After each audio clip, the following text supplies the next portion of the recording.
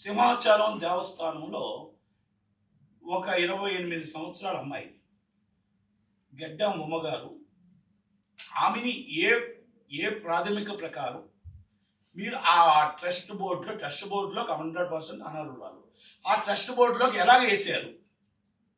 Okay, తర్వాత అవన్నీ మొత్తం టోటల్గా రచ్చరచ్చ అయ్యి మళ్ళీ సస్పెండ్ అయ్యి జీవో పడేది ఆమెకి మీకు సంబంధం ఏంటి?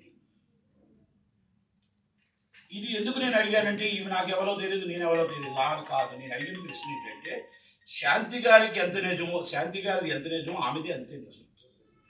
ఆమెది కూడా ఆ ట్రస్ట్ బోర్డులోకి ఎవరు వేసారు ఎంక్వైరీ చేయాలి. ఆ ట్రస్ట్ బోర్డులోకి అసలు వేయడానికి 28 సంవత్సరాల లోపు వేయడానికి మన అన్య మతాలు ఒప్పుకోవు కదా. మరి హిందూ మతం వాళ్ళంతా ఏం చేస్తున్నారు? మరి బీజేపీ వాళ్ళు వీళ్ళతో ఎందుకు రాసుకొని పూసుకొని తిరుగుతున్నారు? నెంబర్ 1. రెండోది, ఆ అమ్మాయిని ఎలాగేసారు, ఎందుకు మరి ఆ అమ్మాయిని సస్పెండ్ చేశారు?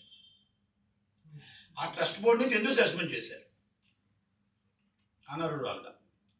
అంటే ఇలాంటివన్నీ విజయసాయిరెడ్డి గారికే వస్తాయి పాపం హెల్ప్ చేయడానికి. చాలా మంచివాడు, సౌమ్యుడు, గొప్పవాడు కనుక ఆయనకి అన్నీ కూడా ఇలాంటివన్నీ వచ్చి ఆయన చేతి కాడికి వస్తే అందరు అమ్మాయిలకి హెల్ప్ చేస్తుంది. మరి ఏ పాపం పుణ్యం ఎరగిన వాడు ఆయన? మరి విజయసాయిరెడ్డి గారి కోసం ఇంకా ఏం మాట్లాడాలి, ఇంకా ఏం చెప్పాలి? మీరు పెద్ద ప్రెస్ మీట్ పెట్టి ఒరే అని ఇష్టం వచ్చినట్టు మాట్లాడితే ప్రెస్ వాళ్ళని అంటే తప్పు ఒప్పుకున్నారు. ఎప్పుడైతే మీరు అన్నారో ఒరే అన్న మాట మీ నోట్లోంచి వచ్చిందో తప్పు ఒప్పుకున్నట్టు. ఎమోషనల్ ఎప్పుడైతే అయ్యారో తప్పు ఒప్పుకున్నట్టు. వైసీపీ వాళ్ళు కూడా మీకు సపోర్ట్ చేయలేదు అంటే 100% జగన్మోహన్ రెడ్డి గారు కూడా మీరు బ్లాక్మెయిల్ చేశారు. జగన్మోహన్ రెడ్డి గారు ఏ విధంగా మిమ్మల్ని బయటకు పంపించారో తెలియని పరిస్థితుల్లో ఈరోజు ఆ విశాఖపట్నం నుంచి అటు బయటగా పంపించారు తప్ప విశాఖపట్నం భూముల నుంచి ప్రతి దాంట్లో మీ చేతిలో మీ పాత్ర ఉంది, మీ చాత్ర ఉంది, మీ ఇల్లు ఏ విధంగా కట్టుకున్నారు ఇవన్నీ ఉన్నాయి. ఇంకా చాలా ఉన్నాయి మీ చరిత్ర. ఈమెకున్న ఆస్తులు ఎక్కడి నుంచి వచ్చాయి? ఎవరైతే ఏమున్నారో ఇంకా ఆస్తులు ఎక్కడి నుంచి వచ్చాయి? ఎలాగొచ్చాయి?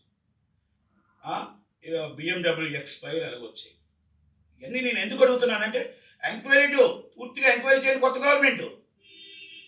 గవర్నమెంట్ ఎంక్వైరీ చేయరా?